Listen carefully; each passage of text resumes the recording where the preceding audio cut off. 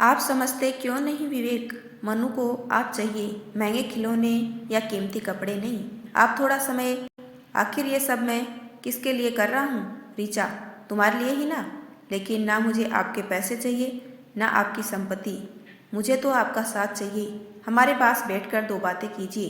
बेटे के साथ थोड़ा टाइम स्पेंड कीजिए। कितने समय के बाद तो मम्मी जी आई है, वो भी आपसे बातें करने के लिए तरस गई है। एमबीए करके विवेक ने अपनी एक कंपनी खोली थी जो काफ़ी तरक्की कर रही थी। परिवार की सहमति से उसने अपने मित्र की बहन ऋचा के साथ कोर्ट मैरिज किया था। दोनों बहुत खुश थे। फिर धीरे धीरे विवेक देर से घर आने लगे। उनकी व्यवस्था देखकर ऋचा ने उन्हें टोका कि घर के लिए थोड़ा समय निकालिए, लेकिन विवेक ने उसे अनसुना कर दिया। साल भर बाद ऋचा एक बेटे की माँ बनी तो तब विवेक बहुत खुश था।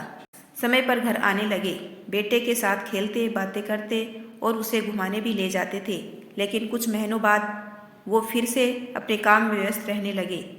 ऋचा की माँ और उसकी सास जब भी आती तो विवेक को समझाती कि काम के साथ साथ घर की जिम्मेदारियां भी निभानी चाहिए, पर उनके कानों पर जूं नहीं रखती थी। 3 साल का होने पर मनु स्कूल जाने लगा, लेकिन विवेक को न तो उसके स्कूल का नाम मालूम था और न ही उसके यूनिफॉर्म का रंग। 10 दिनों पहले विवेक की माँ आई थी। ऋचा के साथ बातें करती, पोते के साथ खेलती, लेकिन जब विवेक से बात करना चाहती तो वे कहते, माँ शाम को मिलता हूँ। परंतु माँ से बात करने वाली शाम कभी नहीं आती। बेटे की व्यवस्था देखकर उन्हें अपने बीते दिन याद आ जाते तो वो सिहर उठती थी। एक दिन ऋचा की सास ने उससे कहा, बेटी तुम विवेक को समझाओ, काम की व्यवस्था में वह घर को इग्नोर कर रहा है। कहीं ऐसा ना हो कि बेटा उसे दूर हो जाए। क्या मतलब? ऋचा ने आश्चर्य से पूछा। नहीं, कुछ नहीं। उन्होंने बात को टाल दिया, लेकिन ऋचा सोच में पड़ गई थी। उसने ठान लिया कि विवेक से बात करके ही रहेगी। शाम के 6:30 बजे वाली मीटिंग कैंसिल हो गई। विवेक घर आ गए।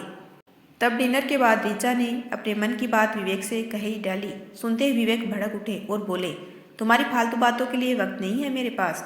विवेक की तेज आवाज सुनकर बेटे की नींद खुल गई। वह रोने लगा। विवेक की माँ भी घबरा कर कमरे से निकली। उसका मन किया कि जाकर बेटे से बात करे, लेकिन कुछ सोचकर कमरे तक जाते जाते उन्होंने अपने कदम पीछे कर लिए। ऋचा बेटे को चुप कराकर सुलाने लगी और विवेक करवट बदलकर सोने का प्रयास करने लगे। उन्हें झपकी आई तो देखा कि उनके पिता से माँ कह रही है, ना मुझे पैसे चाहिए ना आपकी संपत्ति।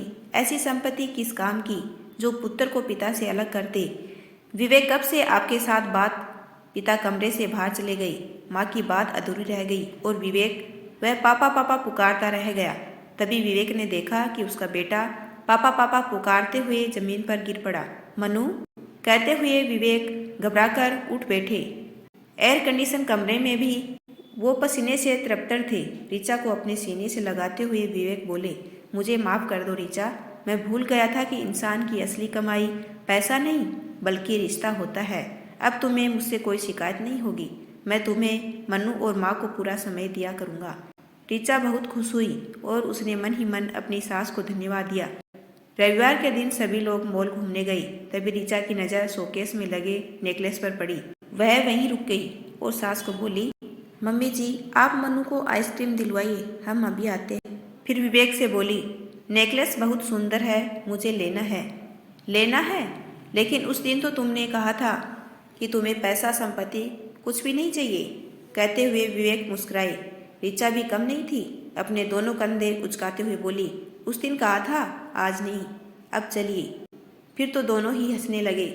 दूर खड़ी विवेक की माँ ने बेटे और बहू को हंसते देखा तो खुशी से उनकी आंखें झलझला उठी। यदि आपको मेरा छोटा सा प्रयास अच्छा लगा हो तो चैनल को लाइक शेयर एंड सब्सक्राइब कीजिए। आपका अपना कीमती समय देने के लिए दिल से धन्यवाद।